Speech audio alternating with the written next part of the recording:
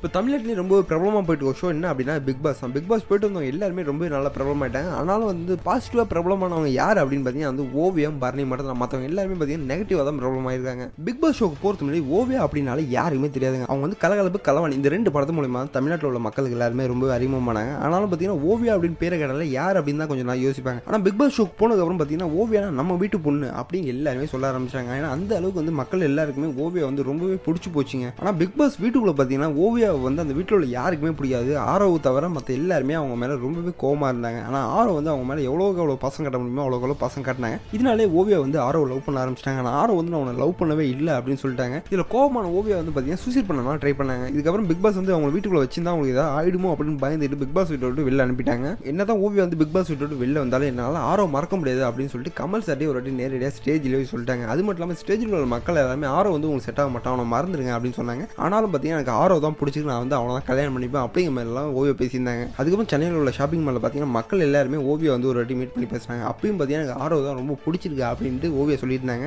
அதுக்கப்புறம் ரீசெண்டாக ஓவியா வந்து ஒரு வீடியோ போட்டாங்க. அந்த வீடியோவில் பார்த்தீங்கன்னா வந்து ஆரோ ரொம்ப பிடிச்சிருக்கு அப்படிங்கிற மாதிரி பேசியிருந்தாங்க. இதெல்லாம் கேட்ட ஓவியோட ரசிகர்கள் வந்து ஆரோ வந்து உங்களுக்கு வேணாம், அவனை விட்டுடுங்க அப்படிங்கிற மாதிரி பேசியிருந்தாங்க. இதனாலே என்னவோ தெரியல இன்னைக்கு வந்து ஓவியா வந்து ஒரு ட்விட் ஒன்று பண்ணியிருந்தாங்க. அந்த ட்விட்டில் பார்த்தீங்கன்னா வந்து சிங்கிளாக தான் இருக்கேன், ஆனாலும் ரொம்பவே சந்தோஷமா இருக்கேன் அப்படிங்கிற மாதிரி ட்விட் பண்ணியிருந்தாங்க. இதெல்லாம் கேட்டோடனே ஓவியோட ரசிகர்கள் வந்து ரொம்பவே சந்தோஷமாயிட்டாங்க அப்படின்னு தான் சொல்லலாம். அவங்க ட்விட் பண்ணி இந்த ஒரு மணி நேரத்துக்குள்ள பார்த்தீங்கன்னா அந்த ட்விட்டு வந்து 7000 பேர் வந்து ரீட்வீட்டும் 21,000 பேர் வந்து லைக்ஸும் பண்ணியிருக்காங்க. அது மட்டும் இல்லாமல் ஓவியோட ரசிகர்கள் எல்லாருமே பார்த்தீங்கன்னா ஓவியா வந்து நல்ல முடிவு தான் எடுத்துறீங்க அப்படிங்கிற மாதிரி சொல்லிட்டு அவங்க வந்து ரீட்வீட் பண்ணி வந்துட்டு இருக்காங்க. சில பேர் வந்து இதுதான் சான்ஸ் அப்படின்ட்டு அவங்க வந்து ப்ரப்போஸ் பண்ணி வந்துருக்காங்க. ஓவியா பண்ண இந்த ட்விட் பற்றி உங்களுக்கு என்ன தோணுதோ உங்களுக்கு கருத்தை எனக்கு கமெண்ட் பண்ணுங்க. இந்த வீடியோ பிடிச்சிருந்தா லைக் பண்ணுங்க, உங்க ஃப்ரெண்ட்ஸுக்கு மறக்காம ஷேர் பண்ணுங்க. மேலும் இது போன்ற வீடியோக்களை உடனுக்குடன் பார்த்துட்டு எங்களோட சேனலை சப்ஸ்கிரைப் பண்ணுங்க. நன்றி.